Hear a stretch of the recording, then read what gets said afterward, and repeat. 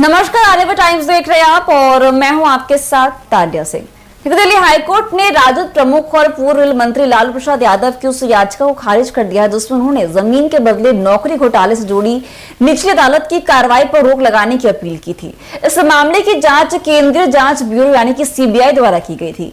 लालू यादव की ओर से वरिष्ठ अधिवक्ता कपिल सिब्बल ने दिल्ली हाईकोर्ट में दायर याचिकाओं में दलील दी थी कि इस मामले की प्राथमिकी और पूरी जांच कानूनी मानकों पर खरी नहीं उतरती, इसीलिए आरोप पत्र को भी वैध नहीं माना जा सकता।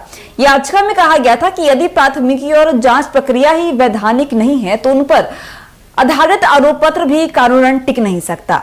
कपिल सिब्बल ने खास तौर पर यह तर्क दिया कि इस मामले में सीबीआई ने भ्रष्टाचार निवारण अधिनियम की धारा 17A के अंतर्गत कोई वैध अनुमति प्राप्त नहीं की, जो किसी पूर्व केंद्रीय मंत्री के खिलाफ जांच शुरू करने के लिए आवश्यक है।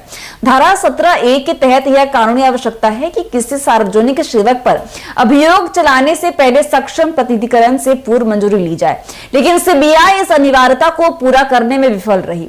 कपिल सिब्बल ने यह भी बताया कि 2 जून को निचली अदालत इस मामले में आरोप तय करने के लिए बहस शुरू करने वाली है, इसीलिए कार्रवाई पर रोक आवश्यक है। हालांकि सीबीआई की ओर से वरिष्ठ अधिवक्ता डीपी सिंह ने कोर्ट से इसका कड़ा विरोध भी किया है। उन्होंने बताया कि भ्रष्टाचार निरोधक कानून की धारा 19 के अंतर्गत आवश्यक अनुमति पहले ही ली जा चुकी है, जो कि आरोप तय करने की वैधानिक प्रक्रिया को मजबूत करती है। और इसके अलावा इससे जुड़ा एक और मामला भी चर्चा में है। 29 मई को दिल्ली स्थित राउज एवेन्यू की विशेष अदालत ने IRCTC होटल घोटाले से संबंधित भ्रष्टाचार मामले में फैसला सुरक्षित रख लिया था और इस मामले में लालू प्रसाद यादव, उनकी पत्नी और बिहार की पूर्व मुख्यमंत्री राबड़ी देवी, उनके बेटे और बिहार के उप मुख्यमंत्री तेजस्वी यादव सहित अन्य कई लोग आरोपी हैं। विशेष न्यायाधीश विशाल गौगन ने अदालत ने इस मामले की अब सुनवाई के लिए 23 जुलाई को सूचीबद्ध किया है। सीबीआई की तरफ से पेश हुए वकीलों ने अदालत में यह भी कहा कि उनके पास लालू प्रसाद यादव और उनके परिवार के अन्य सदस्यों के खिलाफ पर्याप्त साक्ष्य मौजूद हैं, जिससे यह साबित होता है कि वे भ्रष्टाचार के मामले में संलिप्त थे। सीबीआई का आरोप है कि जब लालू प्रसाद यादव 2004 से 2009 तक देश के रेल मंत्री थे, तब उन्होंने भारतीय रेलवे खानपान और पर्यटन निगम यानी कि IRCTC के 2 होटलों के ठेके एक निजी कंपनी को देने के एवज में अपने परिवार के सदस्यों को लाभ पहुंचाया।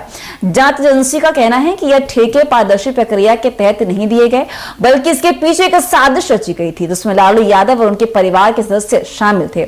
बदले में कथित तौर पर जमीन और अन्य लाभ प्राप्त किए गए, जो सीधे भ्रष्टाचार की श्रेणी में आते हैं। इस पूरे मामले को देखते हुए लालू प्रसाद यादव और उनके परिवार की कानूनी मुश्किलें बढ़ती नजर आ रही हैं।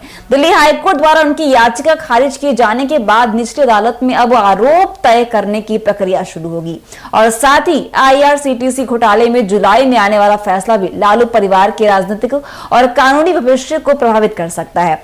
लेकिन यह साफ है कि इन दोनों मामलों में एक बार फिर लालू प्रसाद यादव को देश की राजनीति और कानून के केंद्र में ला खड़ा कर सकती है। तो इस पर आपकी क्या राय है, हमें जरूर बताइएगा और ऐसे अपडेट्स के लिए हमारे साथ आर्यभट्ट टाइम्स। धन्यवाद।